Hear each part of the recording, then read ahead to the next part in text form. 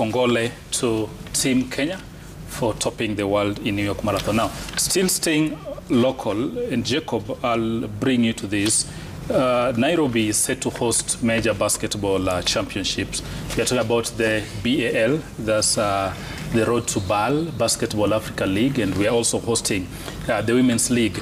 City Thunder, that's the Nairobi team, will be competing once again.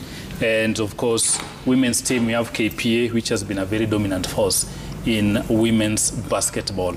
But from where you sit here, do you think our quality is good enough? We've seen our Thunder make a try, KPA, but when we get to continental stage, probably we do not really hit the target as expected. I'll make very brief comments about this. And I think this is now a good place for me to appropriate the ideas concerning the issue of infrastructure, because we have been talking about Tema, and again, that has been a challenge. But coming to a question, the idea of performance, you know, I had recently Waziri Salim Mvurya, CS Sports, urging federations to take advantage of the goodwill that we see today with sport in this country, to make sure they host, they present proposals to host major events, continental and even global events, because there's that goodwill. Then use those events as platforms to ignite something special from our athletes. And I hope this one is going to be that way. If I be honest, very, very honest, we may not match some of our countries when it comes to basketball in Africa. Talk of countries like Angola, talk about DRC and the rest, Nigeria, Mali. But the idea is, when you host some of these tournaments, because I saw it's a series of events that are coming, you end up getting a very good platform of growing your sport. It is a better time for you to speak about infrastructure where you are lacking. It's a better time for you to showcase. And actually, sorry for cutting you short, the footage we have running on screen is here. You are talking about infrastructure. That's the Kigali Arena, just next door here. Compare that with Kasarani Indoor Arena, which is the oldest probably gymnasium we have in East Africa. And now Kigali is able to host this top championship. This is actually World Without Basketball Without Borders boot camp going down in Kigali. And the reason why it was taken there is because Kigali has a facility that you don't have in any other East African nation. That's why I started by saying that I think this is a good place to appropriate the question of infrastructure, because there are things you don't expect to achieve if you don't have the basics. But let this be a good time to push. And I like the conversation already now, that if we are hosting other nations in Nairobi, then we should be asking the questions, why are our younger brothers, even Mesiso, having such facilities and we do not have contrast. The same. By the way, let me disclose that I have a lot of interest in that city, Kigali. And that's why you had me really pour my heart to the people of Tanzania. There's a lot of interest within East Africa. So when I see what they are doing when it comes to sport, when I compare with what we are doing in some of actually the disciplines, there are questions marks. But let me say this, that now the proposal has been made. I saw the federation officials, Luchivia, Madam Luchivia, saying that there's a big deficit of the budget needed because of to host this. But I'm hoping that this one is going to stir up a conversation about what we must do to make sure that at least we rise from where we are as far as the sport basketball is concerned. Absolutely. And talking of hosting this and the deficit shortfall that is here is talking about, let's take a listen to what the Basketball Federation official had to say regarding hosting the tourney.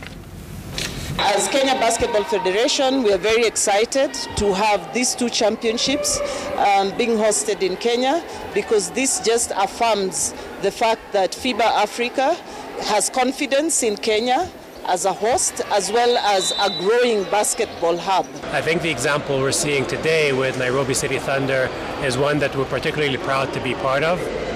We hope that the athletes here will take this opportunity to pursue their education. What Nexford's able to really offer is a flexible education model that allows people to continue building the skills that they need without having to put a pause on their professional careers.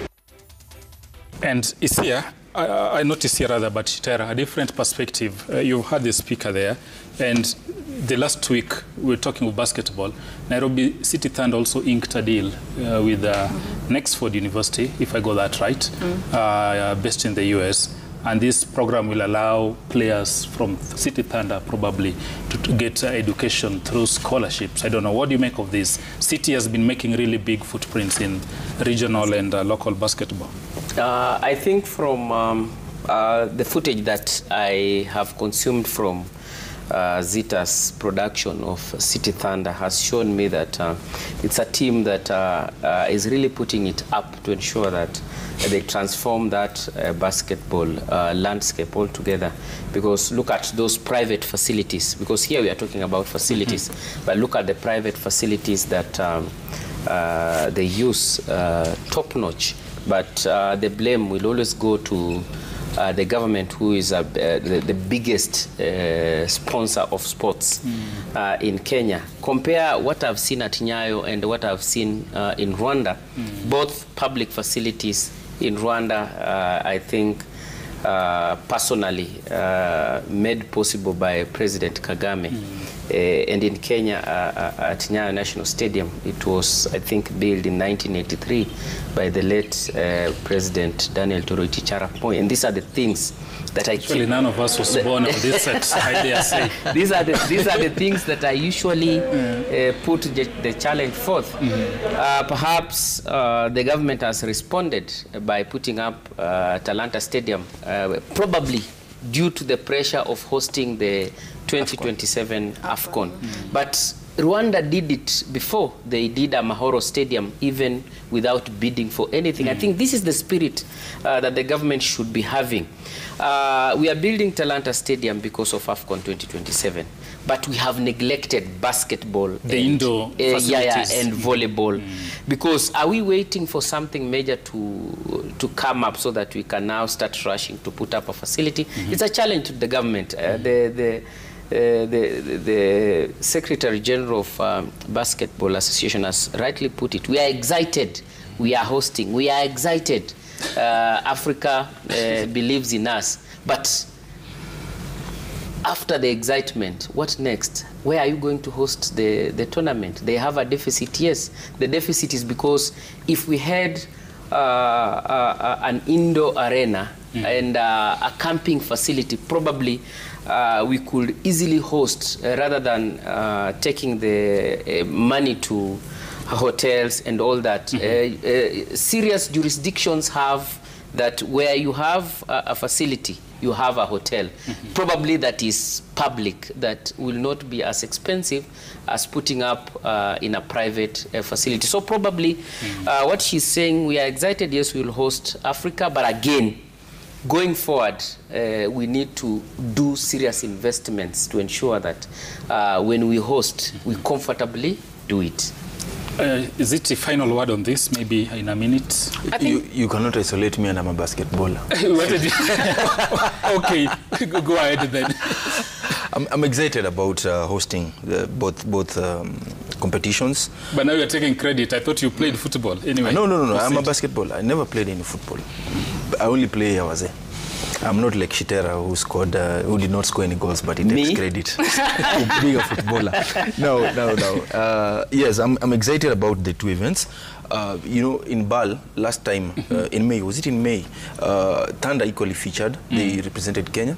And now for the women, is it FIBA Zone 5 or Zone 6? Yeah, Zone 5 qualifiers. Zone 5 qualifiers. I'm also excited that KP are going there. But this is not their first time. Last year, I think the last edition, they finished 5th when they had been accompanied by Equity. But this time around, they're going with the ZTEC. And again, I'm excited with ZTEC. What the university, the US university is doing with